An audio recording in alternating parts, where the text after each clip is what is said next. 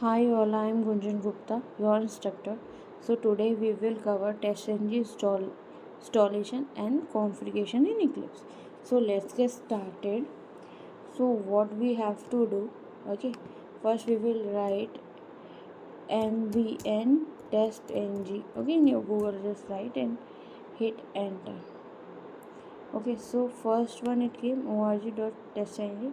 We will click here, okay, let's wait, it will open. Okay,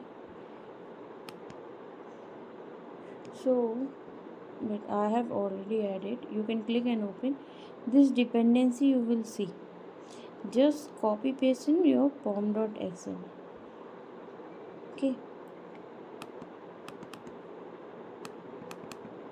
then you will get it. Okay, this you will get, you just paste it, so some configuration will automatically will done in the background. And second step, okay, so see like this, you will click on the and see this dependency is there, no? You just copy and paste. Okay, so next step what you have to do, you have to, in your Eclipse you have to help install new software. Then you have to type this link, or you can search with TestNG also. Okay, here if it comes, so let me show you. I have already installed window, sorry, help marketplace. You have to check Eclipse marketplace. Okay, what you do, have to wait, it will load. Okay,